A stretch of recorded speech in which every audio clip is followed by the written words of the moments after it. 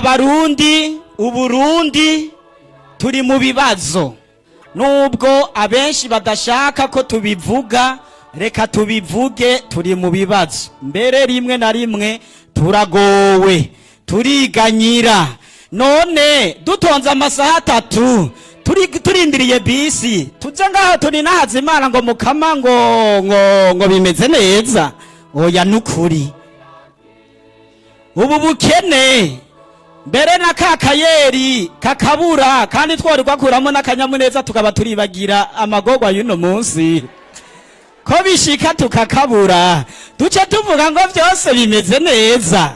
Nagomba kubabwira rero bavukanye, aho hantu burya abarundi sindabafitiye imigambi mibi, sinshaka ko bagogwa ngo kuko nubwo bimeze uko ntitwohora ngo tuvuge ngo karabaye. Imana iracafise ijambo ryayo. Abantu by'ukuri baramaze kwerekana yuko burya bananiwe. Reka dusabe Imana, kandi iyo Mana turayizeye kuko igomba kuduha ukwizigira. Haleluya, haleluya. Imbuto n'ijambo ry'Imana, umuvye nawe ni Kristo. Umwemera wese azoramba myaka yose. Haleluya. Ngaya amajambo ari mwikete umuhanuzi Yeremiya ari Yerusalemu yarungikiye abakurambere basigaye mu bari bajanywe kugigwa imbohe, abahereza nkuka, abahanuzi n'abantu bose Nabukodonozori yari yarajanye kugira imbohe abakuye Yerusalemu abajana i Babiloni. Inyuma yaho umwami Yekoniya, umugabekazi, abakevyi, abatware bo mu Buyuda n'abi Yerusalemu, ababaji n'abacuzi bamariye kuva Yerusalemu, akarirungikana Elihasa mwene Shafani na Gemariya mwene Hilikiya, bari batumwe na Sedesiyasi umwami w'Ubuyuda kwa Nabukodonozori umwami wa Babiloni i Babiloni. Iryo kete ryavuga riti: nguku uko umukamanye n'ingabo Imana y'Isirayeli abwiye abajanywe kugigwa imbohe bose, abo najanye kugigwa imbohe ndabakuye Yerusalemu nk'abajana i Babiloni. Nimwubake inzu muzibemwo, muteragire imirima, mujye n'ivyamwa vyayo. Nimuronderera amahoro iki gisagara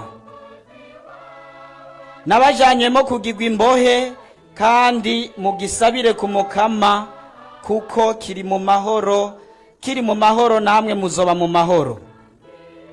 Kubera ico nguko uko umukamanye n'ingabo Imana y'Isirayeli avuze: ntimuhendwe n'abahanuzi bari muri mwebwe n'abakunda kugendeza ku izina ryanje n'ibinyoma. Sinabatumye niriyazwe n'Umukama.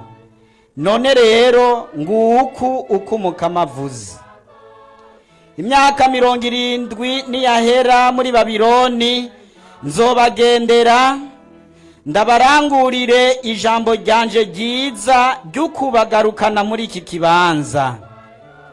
Jewe ndazi imigambi nabateguriye, si migambi y'amarushwa, ni migambi y'amahoro, kugira ngo ndabahe kazoza n'ukwizigira. Niriyazwe n'Umukama. Muzoheza muntabaze, muheze muze, muzonsaba nanje nzobumvira. Iryo ni ijambo ry'Imana.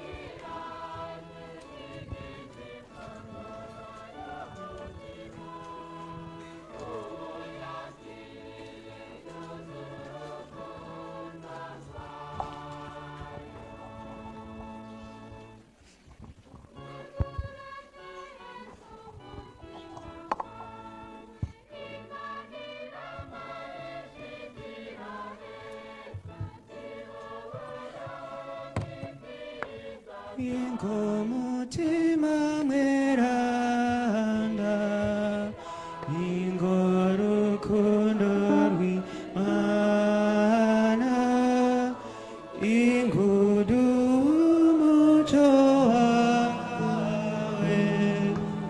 인구두 코메세 twe세 인고무tima 멜란다 인고루쿠노 위마나 인구두 무조아오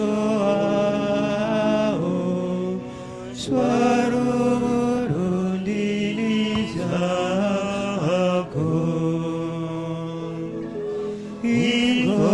인고무tima 멜란다 인고루쿠노 위마나 인구두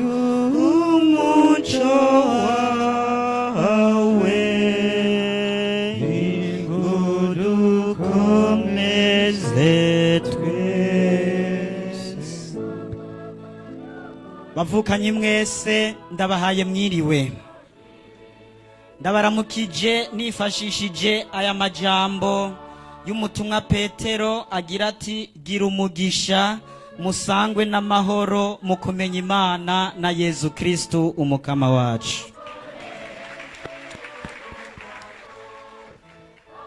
Turatanguye kuri uno mugoroba indwi yagenewe kumenyesha inkuru nziza, inkuru nziza y'urukiza, inkuru nziza y'amahoro, inkuru nziza yo kumenya umukama, inkuru nziza yo kwitura umukama tukamusenga mukuri, inkuru nziza yo kugabirwa amahoro kuko umukama adufitiye imigambi y'amahoro. Bwira mugenzi wawe mwicaranye ati umukama arakwipfurije amahoro.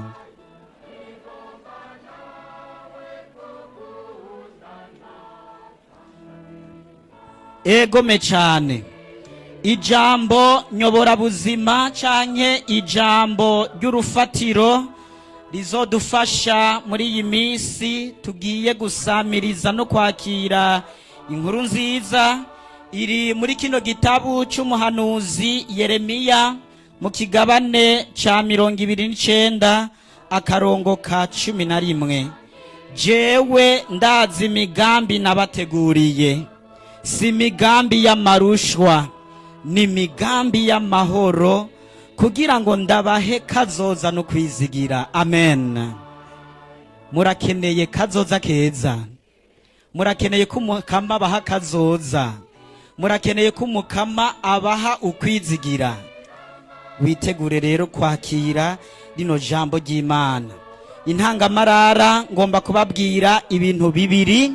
Icambere imvo ya rino jambo kino gihe ca Yeremiya, ndababwire n'intumbero umukama yashatse mu gusamiriza iri jambo.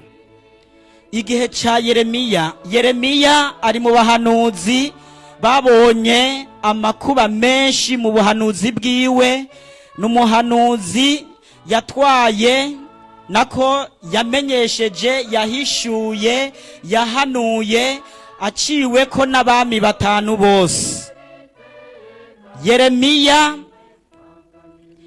n'umuntu yavuga amajambo rimwe na rimwe atera ukwibaza canke akaderanja cyane cyane abami mbere n'igihugu c'Isirayeli, kuko igihe mbere Yezu abajije abigishwa biwe ati mbega mwumva umwana w'umuntu bamuvuga ko iki, baradondaguye amazina barashizemwo n'irya Yeremiya, kuko nka Yezu nkuko nawe nyene yari umuhanuzi akura abandi bahanuzi bose, imvugo yiwe rimwe na rimwe ntiyakigwe ntitahugwe. Na Yeremiya yaravuga, bamwe bakakira iryo jambo ryiwe, abandi mbere bakamwagiriza yuko atuka igihugu, bakamwagiriza yuko yipfuriza inabi igihugu. Yeremiya rero cyane ubuhanuzi bwiwe butangura ariko aramenyesha Isirayeli yuko nitasubira ku mukama izohava yangara, mbere ikagirwa imbohe mu bihugu by'abanyamahanga. Ntivyatevye, mu mwaka w'597 umwami yitwa Nabukodonozori yaraje aratera Isirayeli, aratwara abantu batari bake, arabajana abagira imbohe mu gihugu ciwe c'i Babironi. Ariko mu myaka 10, mu mwaka w'587 ico gihe Nabukodonozori yaragarutse, agaruka rero azananye ubukazi bwinshi cyane, kuko ntiyatwaye ko gusa imbohe abanyisirayeli, ahubwo yarasambuye n'igisengero c'i Yerusalemu.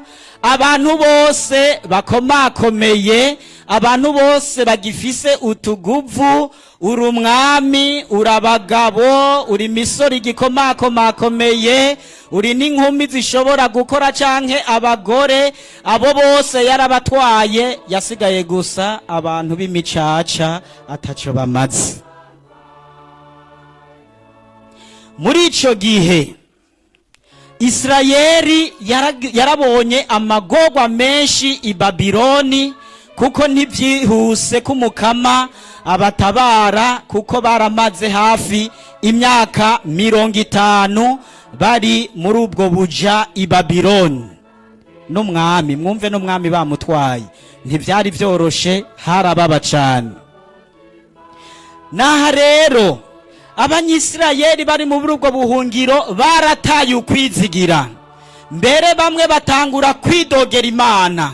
Bigenda gute kugira ngo Imana ishobore kuduheba? Bigenda gute Imana twari twizeye, Imana yarokoye basokuru, Imana twagumye twumva ko yakoze ibitangaro ikabikorera basokuru bacu ikabakura mu Misiri, iyo Mana none ubumana bwayo buhagaze hehe? Imyidodombo, ukwidoga, ukwihebura birabugariza cyane cyane gose, ariko Imana ntihebuwayo. Iciye rero kuri Yeremiya kugira ngo yandikire ikete ahereye kuri ako gasigarira kasigaye i Yerusalemu, gutyo n'ubwo butumwa buzoheze bushikire abana b'Isirayeli iyo bari i Babironi. Ijambo nyamukuru niri umukama yababwiye ati, jewe ndazi imigambi nabateguriye, burya si imigambi y'amarushwa, ni imigambi y'amahoro, kugira ngo ndabahe kazoza.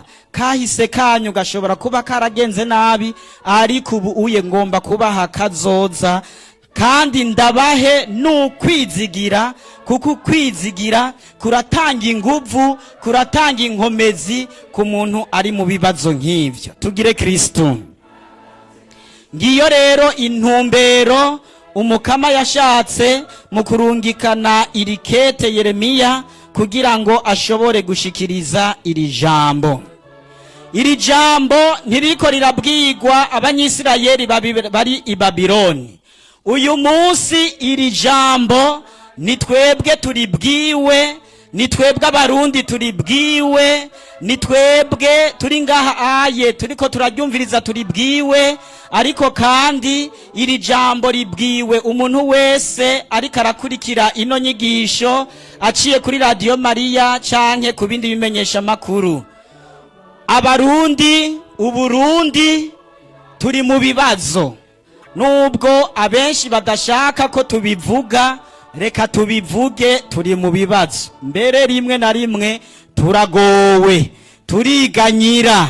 None dutonze amasaha 3 turindiriye bisi, tuje ngaho turi nahaze Imana ngo mukama ngo bimeze neza. Oya nukuri, ubu bukene mbere na kakayeri kakabura, kandi twari kwakuramo n'akanyamuneza tukaba turibagira amagorwa y'uno munsi. Ko bishika tukakabura, duce tuvuga ngo byose bimeze neza. nagomba kubabwira rero bavukanyi, aho hantu hose amizero y'abantu agarukira niho ubuhangange bw'Imana buba bugomba kwigaragaza. aho abantu amizero yabo babona umenga basigaranye makeya ari kurushi, burya Imana n'igiseruka ati reka ndabereke ubuhangange bwanje. Aleluya. Nico gituma umukama iri jambo ariko arayitubwira ati burya abarundi sindabafitiye imigambi mibi, sinshaka ko bagogwa, ngomba kubahishurira imigambi ndabafitiye kari imigambi y'amahoro. Kuko nubwo bimeze uko ntitwohora ngo tuvuge ngo karabaye, Imana iracafise ijambo ryayo, Imana iracafise ubukuru bwayo, kandi ubukuru bwayo niyabwerekana izo bibwerekanye abantu by'ukuri baramaze kwerekana yuko burya bananiwe. Reka dusabe Imana, kandi iyo Mana turayizeye kuko igomba kuduha ukwizigira. None rero mu nkundire iri jambo ry'Imana tugiyerekeze ko mu ntambuko mu bice bibiri bihambaye cyane. Ubwa mbere imigambi y'amahoro, ubwa kabiri imigambi ya kazoza. Ku migambi ya kazoza niho nza kurandira cyane kugira ngo twumve ivy'Imana itwemerera. Ubwa mbere imigambi y'amahoro. Umugambi Imana yamifitiye igihugu cyayo, ubwa mbere n'amahoro, kuko amahoro adahari ibindi byose tworonka ntacyo vyotumarira. Nubwo yoduha ibigega byuzuye tudafise amahoro ntitworonka na apeti. Nico gituma umugambi w'amahoro niwo mugambi wa mbere Imana yamifise, nico yama yipfuriza igihugu cayo, kuko Imana umugambi ifitiye igihugu c'Isirayeli nuko ubwa mbere ico gihugu kiva mu buja. Kuko umuntu ari mu buja ntiyidegemvya, umuntu ari mu buja ntakora ico ashaka, umuntu ari mu buja ntiyidegemvya ngo avuge iyo ashaka ngo agende aho ashaka. Umuntu ari mu buja n'uburi mu buja nyene araremerewe ku mutima, eka mbere no ku mubiri. Kandi Imana yaturemye kugira ngo umutima wacu ubu umutima widegemvya, ubu umutima uri mu Imana. Ayo mahoro naho nta handi ava ku Mana. Uwo mugambi wo kubakura mu buja Imana yahavuye iwushikako, kuko mu mwaka w'537 imbere y'umuzo wa Yezu Kristu, umukama yaraciye ku musavyi wayo yitwa Cyrus. Hanyuma umukama aciye kuri uyo mwami, haraba imigambi yuko Isirayeli isubira iwayo, kugira ngo isubire gusengera iwayo, kugira ngo isubire kumva kitekanye iri mu gihugu cayo. Umugambi w'amahoro nico kintu cama kiri mu mutima w'Imana, nico kintu cama kiri mu muzirikanyi w'Imana. Nuko Imana yipfuza gutanga amahoro, abantu bagaheza bakidegemvya. Na Yezu Kristu ashitse ngaha ku isi nta kindi cyari kimuzanye atari uko ashinga ubwami bw'Imana ngaha ku isi, akabutanguza ngaha ku isi, kugira ngo abantu ntibumve yuko Imana iri kure, ku bwami bw'Imana buri kure, vyo hava bisaba urugendo rurerure n'inguvu nyinshi. Iyo Yezu Kristu yaraje arabumanura ngaha ku isi, kandi no ngaha tubayeho, kuko ubwo bwami yamaze kubutsimbataza muri twebwe. Aleluya. Yezu amaze kwizura mu bapfuye, ubutumwa bwa mbere yashikirije abigishwa biwe, hamwe bari biyugaranye bugaye inzugi ku gutinya Abayahudi, nuko Yezu yashitse hagati yabo, inzugi zugaye. Gutyo rero Yezu yamaze kwizura mu bapfuye, nta kintu na kimwe cyasubiye kumutangira, si mpome, si umwanya. Yezu yashikira hose icyarimwe. Ubutumwa bwa mbere yashitse abaha nubu bugira buti nimugira amahoro. Tugire Kristo. Ubutumwa bwa mbere Yezu aguhaye uno muvukanyi kuri uno munsi twuguruye iyi ndwi yo kumenyesha inkuru nziza, nubu nyene nugira amahoro, nugira amahoro, nugira amahoro. Yezu abonye bano bigishwa ingene bari bugaye bataja ku isoko, byose babigirira mu nzu,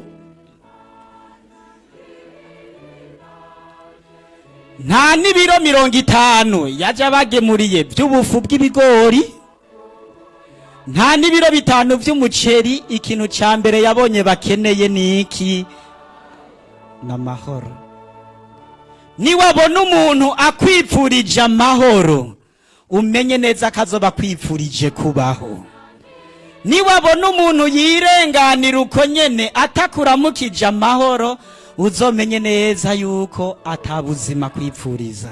Bavukanyi, tuba abantu b'amahoro, tuba abantu batanga amahoro, kuko Yezu na wenyene n'umunyamahoro. Iri jambo rero amahoro, abahebreyi niryo baramukanya, na twebwe kenshi ubu turamaze kurimenyera. Uhuye n'umuntu akakuramutsa shalom, umuhebreyi wese mu kuramutsa uwundi yamuramutsa ngo shalom.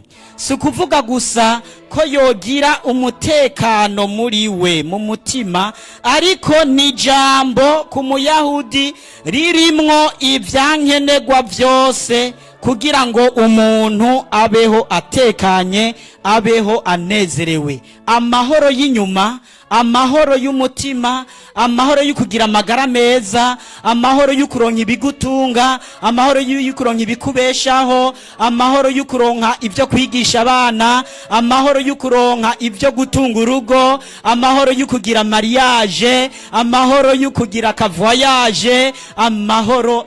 Iryo jambo rya shalom ryari ritsindagiyemwo ivyo vyose. Niwumva umuntu akuramukije shalom, uce wakira ivyo bigega vy'ivyo vyiza vyose. Shalom rero risigura ibintu vyose vyiza. Iyo ndamukanyo y'amahoro Yezu yatanga, uwo mugambi w'amahoro umukama yipfuriza igihugu ciwe, ririmwo ivyo bintu vyose. None rero twumve ko umukama yatwiteguriye cyane. Umukama avuze ati ndazi jewe imigambi yanje, abashatse kuvuga iki? Umukama avuze ati jewe ndazi imigambi nabateguriye, abashatse kuvuga ko yazikenyeye. Umukama iri se decide kugira ngo agirire neza, atamanzurira amahoro ku gihugu cyayo, agikure mu buja, ubuja ubwari bwo bwose, yaba ubuja bw'igicumuro, yaba ubuja bw'amagorwa menshi, bwaba ubuja turiko turacamwo. Umukama yamaze kubivuga ati jewe ndazi, kandi yabonye, none ko yabibonye agiye kubirangura, kuko umukama avuze abakoze.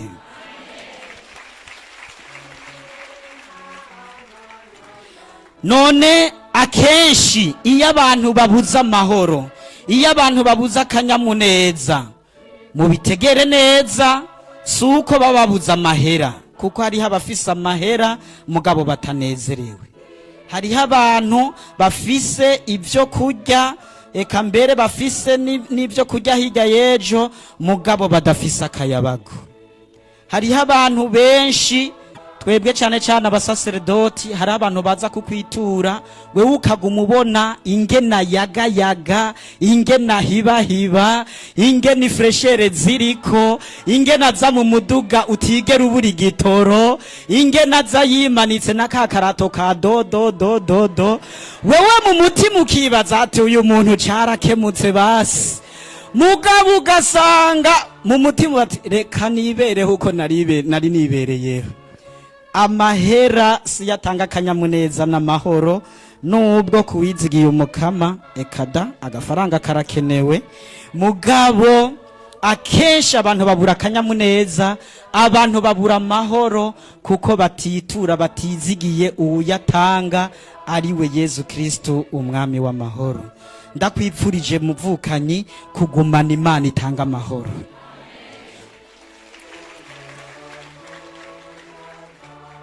Wotuma utakaza ibindi byose mugabo ntuze wigera utakaza Imana itanga amahoro.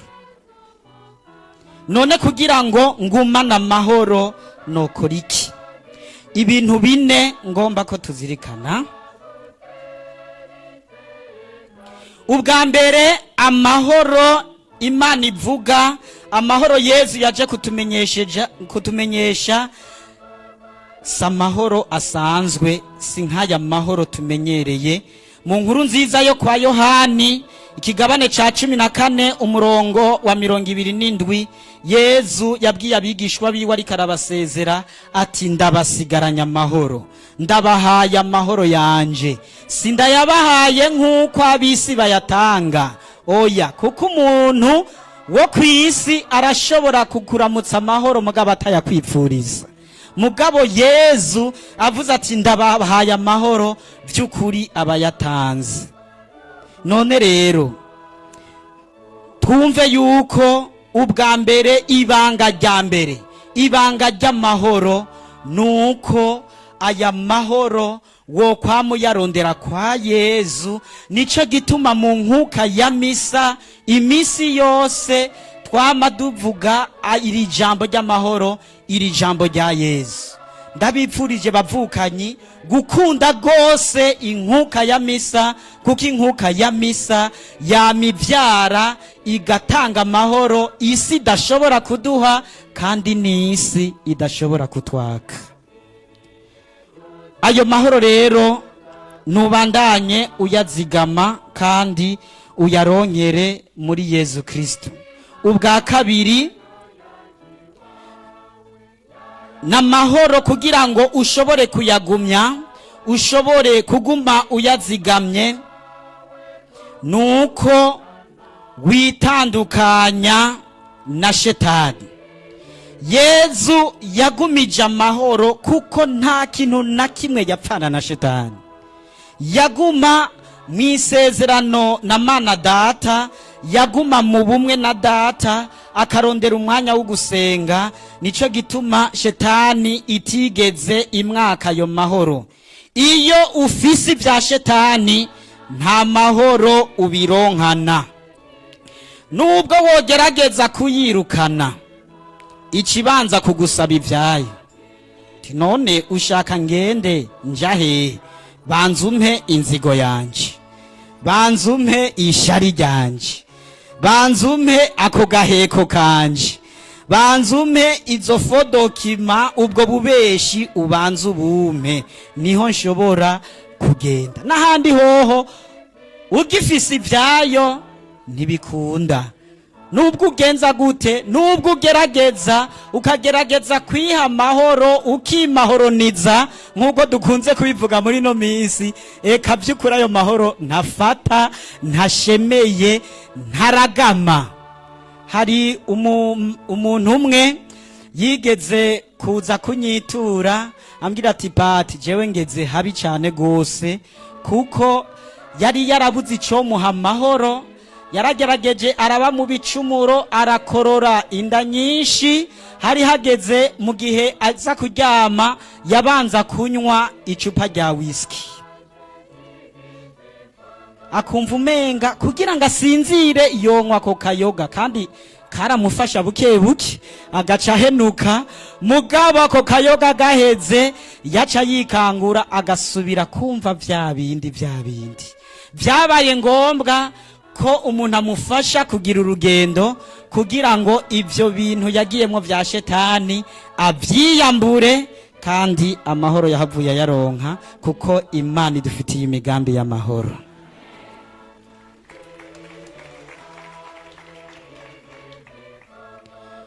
Ubwa gatatu nukumenya uko isi yubatse. kuva igicumuro cinjiye ku isi, ineza n'inabi bigenda birabangabangana, ibyiza ibibi, abeza n'ababi. Ubuzima nuko bwubatse. Inzira yawe rero yo kugumana amahoro, ubuzima bwawe ngomba kubugereranya na bisi. Iyo umuntu ari muri bisi ariko aragenda, hariho abinjira, hariho n'abasohoka. None rero muvukanyi, abaguhemukira, abakuvuga nabi, abakudodobereza, abakubeshera, abagutahura nabi, abakwimbira icobo, abo bose ni babandi muri kumwe muri bisi. Abo bantu rero ugurura imiryango basohoke bigire. Ugurura. Niwaguma ubibitse mu mutima, niwaguma ubabitse mu mutima, boba hari igihe usanga bisinziri, nawe ukaguma ubikoreye. Reka bagende, sohora abo bantu bagende, sohora urwo runtu rugende, kuko rurakuremera ntubandanye inzira. Ariko kandi mu buzima hariho abantu bakwipfuriza neza, hariho abantu bagusabira, hariho abantu bariko baragusengera, hariho abantu bakwipfuriza ibyiza. Abo bagomba rero kukwipfuriza ibyiza ni babandi mu buzima bwawe ukwiye kuzurinjiza. Mu buzima bwawe hariho abasohoka, hariho kandi n'abinjira. Nihagira umuntu akwijyako, akakwiratako, akaza gusuzugura, uwo muntu rero ntagende. Hanyuma uca umubwira ati hariho abandi bazokwinjira, hariho abandi muzofatanya ubugendo. Uwo muntu agomba kugutesha intumbero muri ubwo buzima bwawe, akibaza yuko ari we afise ubuzima mu biganza byawe, canke afise ijambo rya nyuma mu buzima bwawe. Uwo muntu agomba kugutesha intumbero ya mariage yawe, akagomba kukononera. Uwo muntu ntutinye kuva uno munsi, mureka asohoke, kandi Yesu azorusha azana umuntu mwiza avuye mu ipakipaki, ashushe ameze neza. Haleluya. Reka bagenda bagende, Yesu azozana abandi binjira. Ubwa kane icyo ukwiye kumenya ni ukwakira ubuzima. Ubuzima iminsi yose ntitwama tumenya 100%. Hariho abantu bashaka ko mu buzima bwabo iminsi yose bomenya 100%. Benshi ndabona hariho abaciye ku ishuri. Mbega ndakubaze muvukanye, iminsi yose waronka 100% mu ishuri? Erega 80 ni distinction. Erega 70 aramaze. Hariho na senkani ya satisfaction. None rero hari abantu uko yashatse ko bitonda ariko vyomera uko yasenze Imana ashaka yuko vyogenda uko nyene, ubumuciriyemwo ugasanga arahindukije ikamba mbiri imwe yayishize, ubwo nyene uruhagararo gaca rutera ngikamba mbiri yanje ngo umujigiti wanje. Ariko vy'ukuri iyo wagura uwundi canke karindira ukiyugumura sahindwi, ivyo bintu ntivyari kukubuza amahoro. Ugasanga rero umuntu yarunguye, kandi by'ukuri atategerezwa kurungura. Akantu gatoyi kakamubuza gusinzira. Umuntu gusa, umugore n'umugabo barabana igitsure, agaca marindwi adasubiye kuronka akayabago. Givye ivyo kurya sha ko wabirose, raba ubikubite. Kubera gusa umuntu aguhaye remarque ati je nifuza ko vyogenda ukoye, ngo yandungurutse, ngo ntiyashima ivyo nakoze, ngo nintashima, ubwo nyene agaca yirirwa asutuye umunwa. Shetani nayiba yakubonye kutanezerewe, ikitangura kuzunguruka, igaca irondera kugutoza inyishu.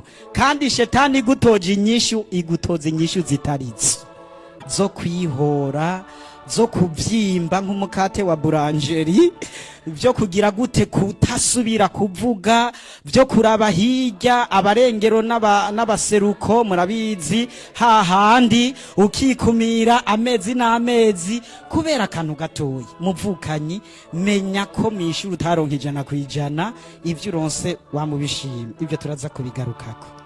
intambuko igira kabiri n'imigambi ya kazoza. Kazoza gashingiye kuki? Kazoza gashingiye ku kwizigira, kuko umuntu adafise ukwizigira ntabandanya. Nico gituma umukama aciye kuri Yeremiya abimubwira neza, kugira ngo muze muronke kazoza n'ukwizigira. Kazoza n'ukwizigira. Kazoza ntihaba kazoza hatabanje kuba kahise, hatabanje kuba nakubu. Ubwa kabiri rimwe, ukwizigira ni iki? Ukwizigira gushingiye kuki?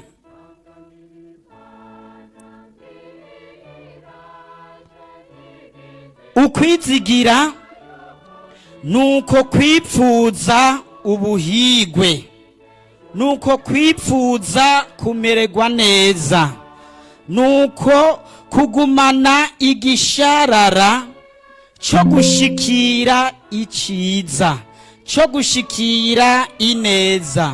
Nako gatima kaguma gakubita, kaguma kakubwira ati bandanya urugendo, urugendo ntirurarangira, mace ntirahera.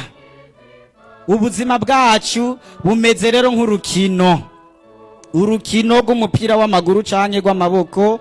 Iyo abantu bariko barakina urwo rukino, burya abamenyesha makuru akenshi barafise ukwemera no kwizigira twebwe abakirisi tudafise.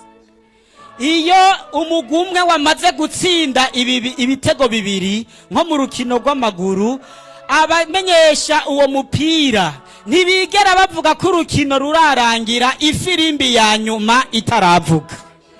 Baguma bavuga ati baba we, urukino ruracabandanya, ngo match iracashushe baba. Ati urukino rurabandanya, ati kumbure haraza kuba penalty, kumbure haraza kuba kufra, baraza gutsinda igitsindo kimwe muri prolongation, baraza kongera iminota 3, eregaye Messi canke Karim Benzema araza gushiramo igitego, uwundi aca kigombora ba Kylian Mbappe na Baramani Yamal. Ntibigera bavuga yuko vyarangiye. Ukwizigira niryo jwi rivugira mu mutima wanje, niryo jwi riguma ribwira umutima wanje ati ntibirahera, bandanya urugendo.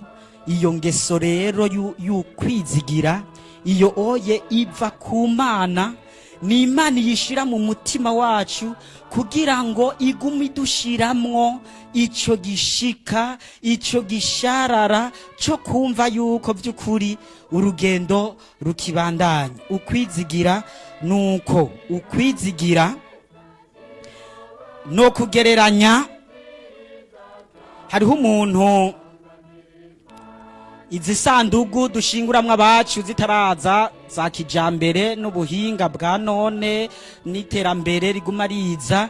Akera murazi yuko abantu bagiye kubahamba ubwo badahambye mu kirago bamuhamba mu isandugu. Irya sandugu baza kuyugarira hehe bagira bamushire mu kinogo. Hari umugabo rero yabwiye abana biwe ati bana, ati umunsi nzopfa, no mu précipitez pas à la morgue.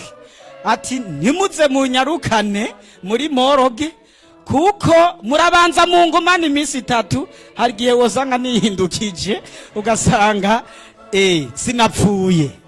Murumva muri bavuga ati nubwo babona yuko hari icyabaye, banza murindire.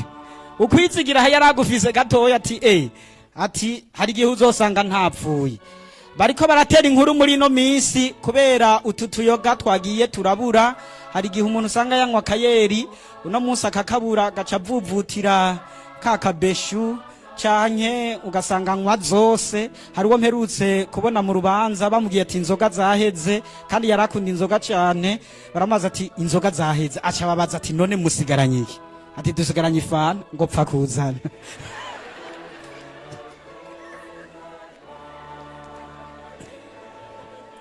Uwo mugabo rero muri no minsi yagiye aranywa inzoga arazicanga, amaze kuzicanga nazo zica ziramucanga ziramwivangamwo, atangura kudahwa abira urufuru. Hanyuma abo bariko barazinywana ati vyaryo byose murazi yuko ibi bihe turimwo bimeze ntabi, aho usanga bamukoreye ko bamuhaye ishano, baca baramwirukana no kwa muganga. Bashitse kwa muganga basanga muganga nawe ari kwizamu yitayemwo gwa bitoki gwa mushitsi. Hanyuma kubera ko wa muntu nyene yabira urufuro niki, aca ababwira ati mwebwe mwanzaniye wapfuye. Ubwo nyene baca bamujana muri moroge. Abanywa inzoga naho murazi yuko burya iyo inzoga zagufashe neza kugira zikuveko bagutera amazi. Kubera ko yari muri moroge rero za nzoga zaciye zinyaruka gose kumuvako kubera hakanye. Atangura rero gutora ubwenge yibaza ngaryamye muhira mu nzi wiwe, atanguye gukora uya yibaza ngakoze kuri madamu, ati mada ati wewe ntiwumva ko akabeho kabaye kenshi, ati nzanira ko karengeti. Mugabo kubera ko umwanya wazura haca yumva umenga bya bintu byakomeye cyane gose, mada uno musi wikunze zana ubwo burengeti, nahari kabwira ikiziga. Hanyuma ni kubera ko yarasanzwe anywa itabi acaratsa, yarafise ikibiriti, niho yasanga rero aryamye hagati mu biziga. Gutyo rero acava muri ya moroge akoma induru cyane, akomye induru. Abantu bagwariye kwa muganga barimwe amaserumu baca bumva ati ibara riraguye n'ukuri kw'Imana, umupfu aravuye muri moroge. Nabo baca bacomora ya maserumu bose bariruka.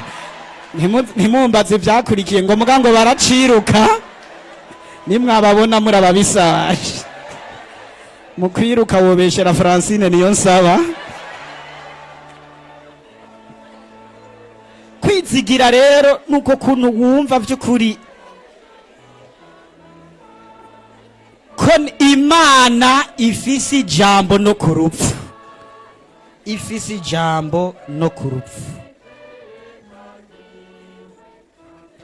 Kahise gafatiye ubwa mbere nako kahise. Kahise umuntu afise ukwizigira abona yuko ibyabaye byose atari kugira ngo Imana imugirire nabi, kandi byabaye kuri kahise kiwe kwari kugira ngo bitegure kazoza kiwe kameze neza. Burya kahise karashobora ku muntu yakakiriye gutegura kazoza kiwe neza. Kahise nukukabonamwo urukundo rw'Imana, ko Imana yandemye, kuko naremwe mu rukundo rw'Imana. Urukundo nigo rwandemye, Imana niyo yandemye, kandi Imana ntiyandemye kugira ngo mbeho nabi. Imana yandemeye umugambi mwiza. Nta muntu numwe yaremwe akaremwa mu rukundo rw'Imana yumva byuko by'ukuri ubuzima bwiwe ataco buvuze. Kahise kiwe nubwo koba karabaye uko kabaye, mugabo akabonemwo urukundo rw'Imana. Kuko muvukanyi nubwo wo kwidoga nuko ufise ubuzima, ubu wopfa wo kwidoga, wosubira kwidoga, ntuca wemera nyene uko nyene bimeze. Bandanya rero urabemwo urukundo rw'Imana. Burya bavukanyi twarakunzwe n'Imana, twarakunzwe n'Imana, warakunzwe n'Imana, narakunzwe n'Imana, kandi ifise agaciro kadasanzwe mu maso y'Imana.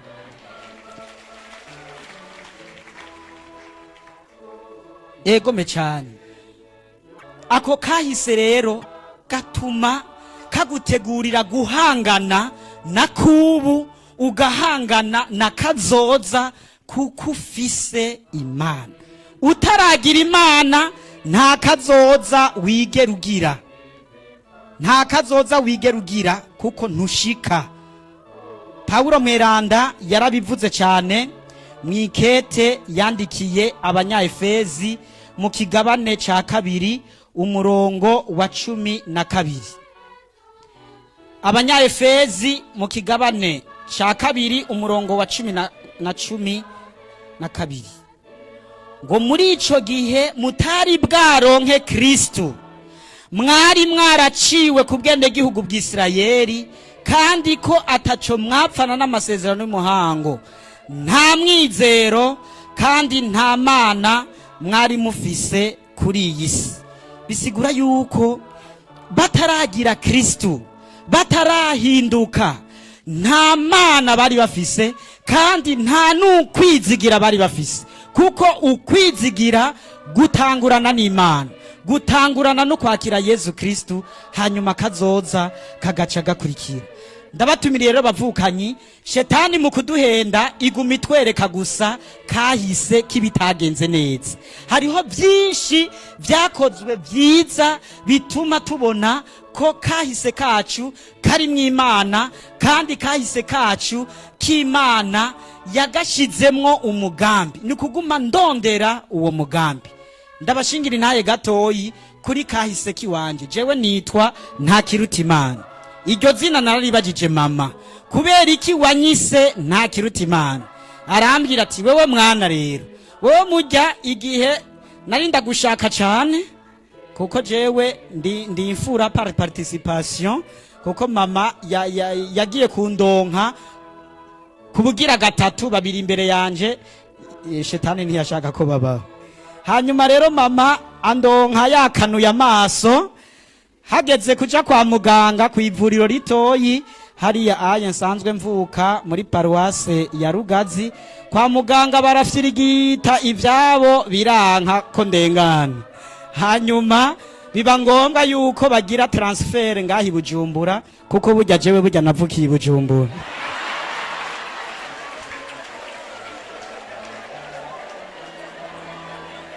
Yego aho kuri Presse Jean Charles.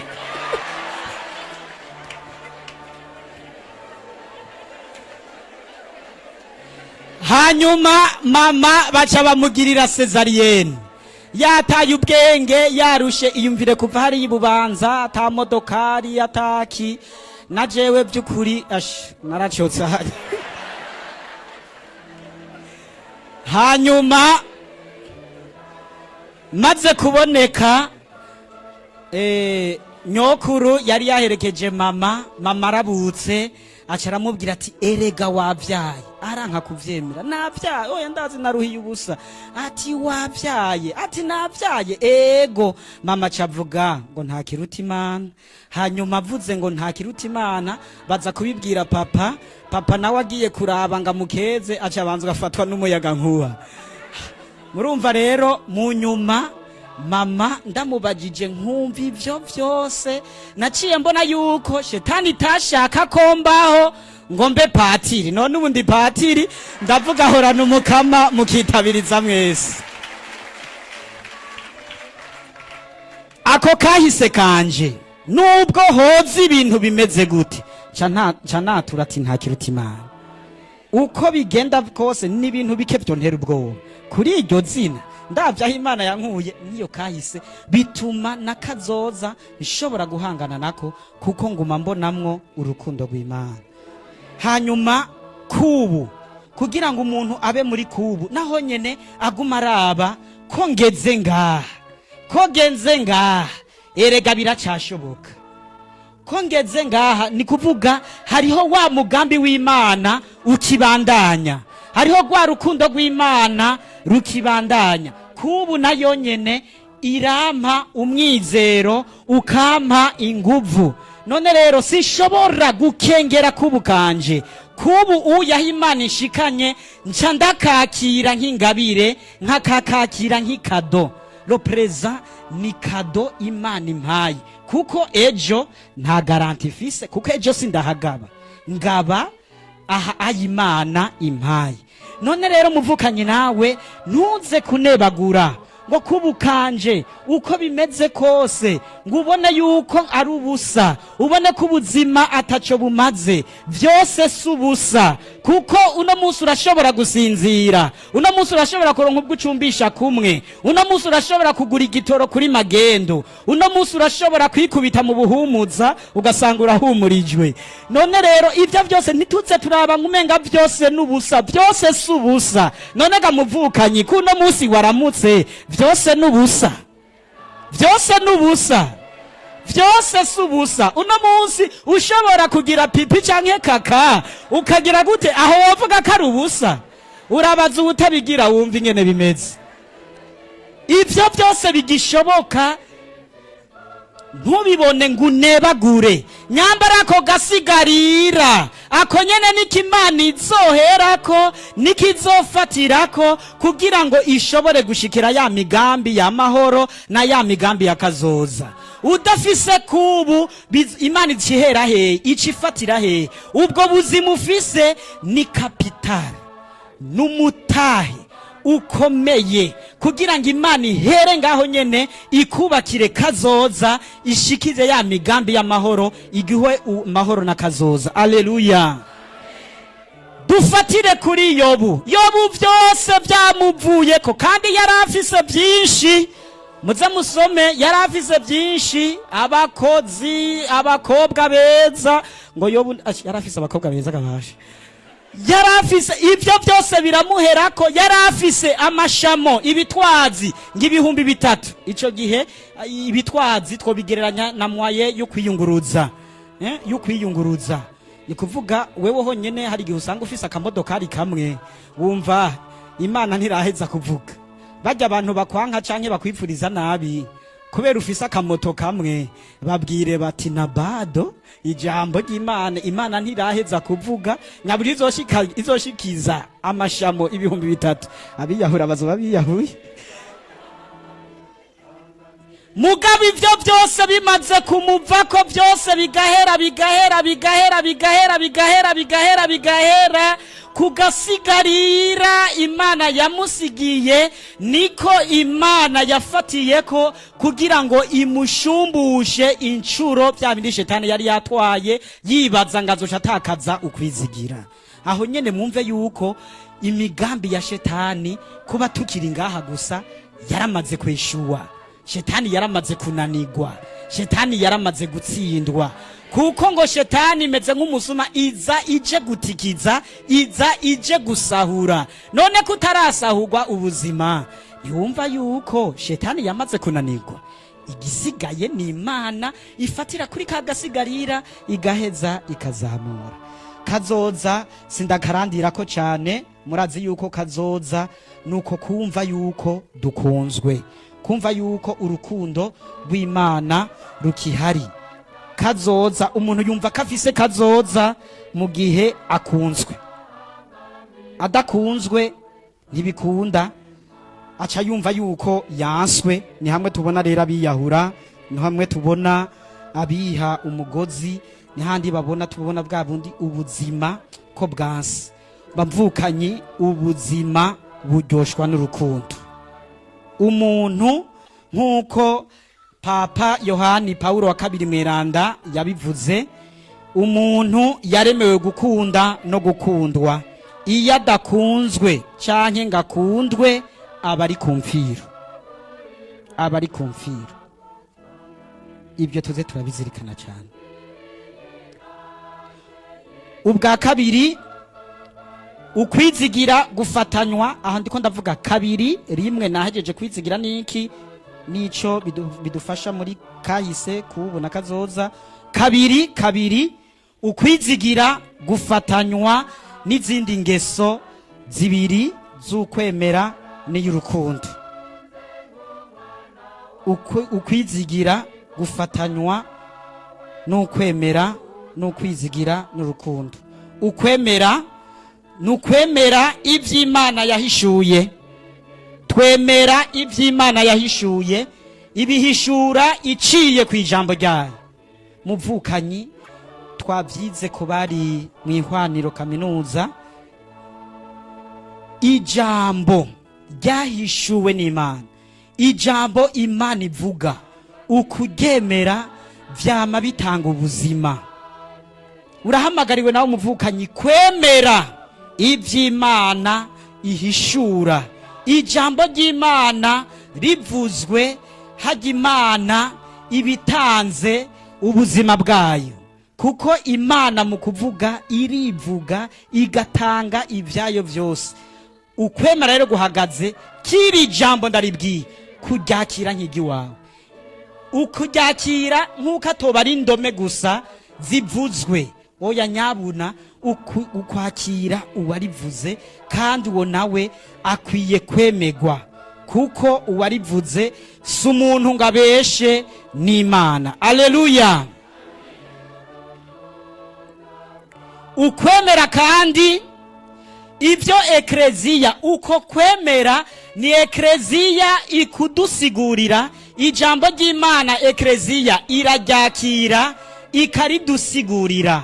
Ubu rero turi muri yubile y'ekleziya y'imyaka 2025. Bavukanyi, ndabasavye mugirire icizere ekleziya, ndabasavye mwizigire ekleziya, kuko ijambo yakiriye niyo iriduha, niyo kandi iheze ikaridusigurira. Ekleziya ni nk'ikigega Imana yashinze ayo majambo kugira ngo iziraha abana bayo. Ariko akenshi murazi yuko abakristo benshi turiko turata umurongo, twirukira hariya aye, tugenda hariya, tugenda mu vyumva vy'amasengesho, tugenda mw'idini irije no munsi. Twebwe tumaze imyaka 2025. Ekleziya rero ntihari kugira ngo ibeshe. Mutima mweranda ariwe mutware w'ekleziya niyo kwemera vy'ukuri ko ekleziya imara iyo myaka yose iri kirabesha abantu. Mwemere ijambo ekleziya icije kubungere bacu aribo bepiskopi, duhereye kuri papa. Nitwirukira ibihinda, kuko benshi hari ababigiyemwo, benshi batakarirayo. Hari abantu bashaka kumva ivyo abantu bavuga aho kumviriza ekleziya icivuga, bakayinebagura, bakavuga ngo ekleziya yashaje. Isaza gute? Uko isaza ni kuguma igira experience, niko isubira igira experience, ni kuvuga iduha ibintu bizima. Ndabasabye mwebwe muriko murumviza ino nyigisho kutirukira ibindi bintu, kutirukira abandi bantu, kutirukira ibindi bigirwamana, kuko uwo muhanuzi Yeremiya nyene yarabivuze mu kigabane ca 17 akarongo kindwi. Arahiriwe umuntu yizigira umukama, aragahezagirwa uwizigira umukama. Bisigura ko uwizigira umukama abatanguye kuronka umuhezagiro. Ariko kandi ngaragowe ngo umuntu yishimira uwundi muntu, akirukira ibigirwamana bahaye amajisho, bahaye amazuru, ariko ntibimotegwe, ntibibone, ntibyumve. Muri kino gihe iyi si irimwo utudumbi n'amadini menshi, ekleziya bavukanyi irasubiriye kudukebura. Aho ndangurira ubutumwa, hariho abantu bashinze ishengero, iryo shengero ngo ryitwa ngabadapfa. Abantu bakirukayo ngo ashe ngo turaronsa aho tutazopfa. Bagaca rero iryo shengero rikora nk'igipfumu. Abajayo bose baza bateranya abantu, baza bavuga ngo ivy'Imana yababwiye, ngo ivy'Imana yabavugishijwe ko. Ubuhoho abavugishwa babaye incuro ibihumbi n'ibihumbagiza. Bamwe barabirukira, abandi bakabasiga amavuta. Kandi muzi yuko muri ekleziya amavuta dusigwa namwe ahezagirwa n'umwepiskopi kuwa 3 mweranda. Mugabo wundi muntu araza akiyadukiza ngo ngugwaye he, ubwo nyene ngaragusiza amavuta. Ayo mavuta ntuzi yavuye, ntuzi katakozwe n'abanyakuzimu, bakagusiga umubiri wose, ugasanga bagutayemwe imitima mibi. Tugirire icizere, twizigire ekleziya, twizigire umukama. None rero 2 3 ndiko sa n'ubusozera, hariho ahantu twokwigira ukwizigira, kugira ngo ukwizigira kwacu kugume kuri intayegayega. Ukwizigira nabisomye mu gitabu mwikete papa, agatabu yanditse bita Encyclique Super Salvi, agomba kuvuga yuko twacunguwe mu kwizigira Yezu Kristu. Ako gatabu niko Papa Benedicto wa 16 avugamwo cyane ivyerekeye ahantu ishure twokwigira ku kwizigira n'umwimenyerezo twogira kugira ngo tugumane uko kwizigira umukama yaduhaye aciye kuri Yeremiya. Papa avuga ahantu hatatu. Ubwa mbere avuga igisabisho, ubwa kabiri akavuga ibikorwa n'ububabare, ubwa gatatu akavuga urubanza rw'abazima n'abapfuye.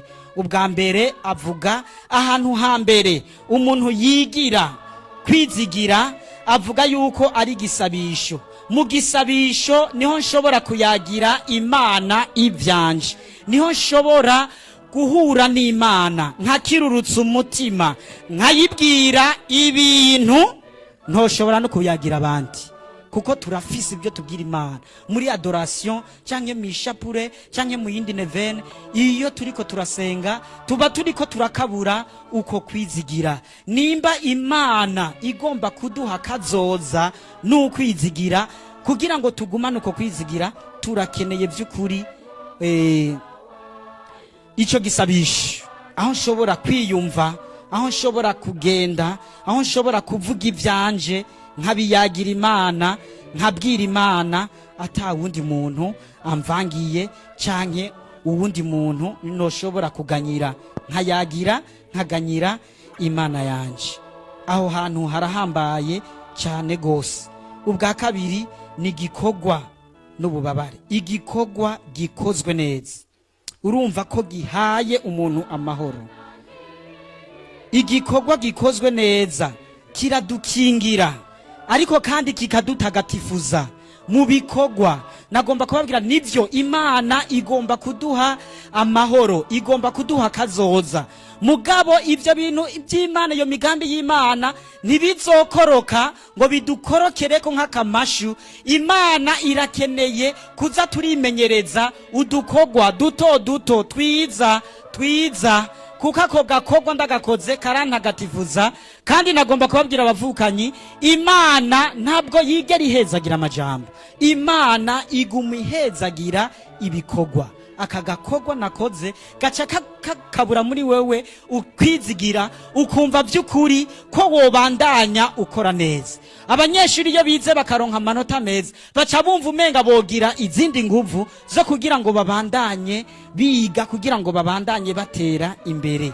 Uko rero gukora, Papa abivuga yuko by'ukuri bikabura mu muntu ukwizigira. Mugabo ivyo bikorwa nkora bishobora kunduhisha, nshobora guhura n'iki n'ububabare. Ubwo bubabare rero Papa avuga ati ni kubwakira. Iyo ndabwakiriye ntibupfa ubusa. Ubwo bubabare twama twahuye ibihe byinshi, twama twahuye n'ibitugora. Mugabo banzurabe, ndiko ndababara kugira mbabare canke hari ububabare bufatanye n'igikorwa ndiko ndakora? Iyo uri kurakora igikorwa, ico gikorwa kikajana n'ububabare canke ibanga ryawe, nimba ndi umusaserdoti nakoze ubutumwa nkaruha, ubwo bubabare ntegerezwa kubwakira, kuko sinaruhiye ubusa, kuko sinarushe kugira nduhe. Hariho ububabare bwama bufatanye n'igikorwa n'ubuvyeyi. Nimba ndi umuvyeyi, kwigisha abana gutunga neza urugo, ivyo hari ububabare bijana. Ivyo rero ntushobora kugira gute kwitandukanya nabwo, nivyo kunda. Ahubwo nukugerageza kuza turabwakira, kuza turashima ivy'Imana imaze gukora muri twebwe. Nubwo bubare ntitugume tubuta twibaza yuko ataco buvuze. Hari umuntu yaguma yidogera Imana ati, Imana abandi baragusenga ukabaha, abandi baragira gute warabahaye amazu, abandi wabahaye imiduga, abandi wagize gute, jewe rero ngira ndagusenga irya nyuma vyanse duce tuvanako. Gari abantu basenga mwe nuko ko nugusega ushera. Hariho gusenga nk'umukomeresa aguma avuga ngo mpa. Uwo muntu rero avuga ati, jewe narumvise yuko kugira ngo umuntu yumvigwe aduga ku musozi muremure, aridgora araduga, arasenga ca gisabisho kwa kundi nyene, Imana abandi wama wabagiriye neza, mugabo jewe raba nta na kimwe eheraba. nta na kimwe urakora mu buzima bwanje. Niho rero amanutse ava kuri uwo musozi, Imana yaciye umuhamagara ati ngo igisabisho cyawe nacyumvise. Agenda yishimye ati ash ubu rero nza nishugwa basi kuko Imana irampamagaye. Hanyuma Imana iramubwira ati wasenze kandi igisabisho cyawe nacyumvise, wavuze yuko abandi nabahezagiye, mugabo bajya bose ubona, bajya bose mwavutse cyo kimwe, mugabo baragerageje baza barinanata, ndahezagira ibikorwa byabo. None rero kudashima ibyo nakoze muri wewe, basi nsubiza utwo dukeyi twanje naguhaye. Ubwa mbere icuma ubanza umpe amaso, kuko amaso niyo ari gutuma ubona ibikorwa nakoze byiza muri wewe. Imana ibanza kumusaba utwayo duke yamuhaye, imusaba amaso. Hanyuma imusabye amaso, acavuga ati aya maso ntayo ndaguha, acaza kwifuka mu maso. Hama yifutse mu maso, Imana icimugira ati ahubwo ngira ndagusaba icya kabiri. Icya kabiri nka maboko yanje naguhaye, kuko ayo maboko niyo yari gutuma ukora, hanyuma nkaguhezagira. Yumvise imusabye amaboko, avuga ati ziranyazwe, aca ariruka. Hanyuma ashitse hariya, Imana imubwira ati stop, hagarara aho nyine. Ati ndibutse icya gatatu naguhaye, ati mpa amaguru yanje. Yumvise ibyo oye, Imana ati ahubwo mpa n'umutima wanje naguhaye. Niho yiyumvira ati ariko ararira ajugumira, aca Imana imubwira ubwa gatanu ati mpa n'ubwenge bwanje kuko ubwo bwenge wari kubukoresha. Niho yaciye aca bugufi arasaba ikigongwe, Imana ibona kumubabarira. Gutyo ibimwigishije yuko Imana hari ibyo yakoze byinshi, mugana wimutumiriye gukora kugira ngo izohezagire ibyo bikorwa by'amaboko yiwe.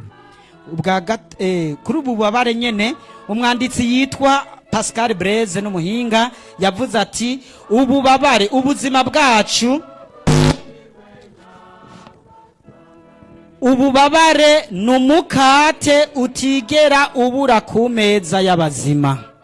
Yavuze mu Gifaransa, la souffrance est un pain qui ne manque jamais sur la table des vivants. Ubuzima bwacu rero nuguhangana, si kugira ngo twidoge, si kugira ngo tuvuge ati karabaye, ariko nyabuna nuguhangana, ariko dufise ukwizigira, tubona yuko Imana iri ku ruhande rwacu, kandi Imana itadufitiye imigambi mibi, atari imigambi y'amarushwa, ariko kari imigambi y'amahoro. Aho nyene papa acavuga kandi ikindi gikomeza ukwizigira muri twebwe n'urubanza rw'abazima n'abapfuye. Niho hari insinzi bavukanye. Tugire Kristo, turashobora kugira ntihagire ikintu kiguma cyo kwibagiza yuko dufise urubanza Imana izoducira, kandi ku bantu b'intungane, ku bantu bagumije ukwemera, ku bantu bagumije ukwizigira, ku bantu bagumije urukundo bafitiye Imana n'abagenzi, ihariho insinzi. Iyo nsinzi incima inguvu zo kubandanya ntera imbere. Ndashobora guhura n'amagorwa ngaha aye, kandi umwanditsi w'Izaburi yama yabivuze, amagorwa y'umuntu w'intungane ni menshi, ariko Umukama yamukiza yose. Ugo rubanza rero rutuma runyereka nubwo hariho abatugendana batitaho n'iby'Imana, mugabo tukaguma tubona umenga nibo bariko baratera imbere. Oya, ku munsi w'urubanza Imana rero izoheza igaragaze abakoreye Umukama, abakunze Imana, n'abantu birondereye gusa ibyo bintu bakabyumvamwo ikirori n'ikiryoha, mugabo batigeze bakora Imana. Aho bamwe rero bazotahira kumaramara, abandi bagatahana insinzi. Ndabipfurije mwese kuzokwambika ugo rugori, kuzoronka iyo nsinzi muri buno buzima no mu buzima buzokurikira. Aleluya. Ngiye rero gusozera ndabibutsa yuko Imana yatwemereye ibyiza byayo. Imana ibereyeho kugira ngo iduhezagire. Menya kugendana n'Umukama muvukanyi, menya kwitura imana muvukanyi, menya kwizigira umukama muri byose na hose. Imana niyo igifise ijambo rya nyuma kuri twebwe, ingene izobigenza ntabyo tuzi. Mugabo twebwe icyo duhamagariwe uno munsi nugucakira kuno kwizigira. Imana ntizodutetereza, kanatsinda ngo umwizero ntugira gute. Uwo n'umurongo w'abizigira. Hariho umurongo w'abasaba w'abamandiya, Matthieu 7:7, uwugusavye numuhe. Mugabo umurongo w'abizigira n'uyu, umwizero ntutetereza. Nyamba ari ingwara icihagazeko mu kwizigira umukama, menya neza, murantunga, menya neza yuko Imana ishaka yuko niyatangaza urukiza kuri wewe, uwo munsi uzoba intibagirwa kandi uzoba umunsi utazokwigera uzimangana. Ntufate rero ingwara nk'uko ari amarushwa, mugabo uyifate nk'uko aho Imana izokwininahaza kandi yerekana urukiza rwayo. Niwaba ushonje, Imana izoguhaza kugira ngo yerekane yuko by'ukuri ariyo igaburira abantu, igaranzura ibiganza tugahaga twese. Imana nimba ikikurindirije mariage, ico ndagusaba wewe umenye kugendana n'Imana, kuko niwe uri presse. Ntiwibaze ngo Imana niyo yatevye.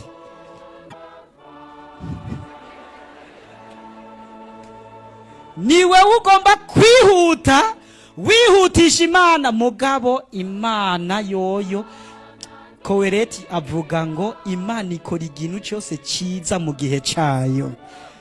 Rindira igihe c'Imana, kandi nta wuzi yuko kitatanguye, nta wuzi ko ari iki gihe ciwawe nyene. None rero ube mu Mana, ubu ni nahazwa bwayo buzoheza bwiserure. Bikira Mariya, nyenyeri y'ukwizigira, abandanya turongora twese dusabire. Amen.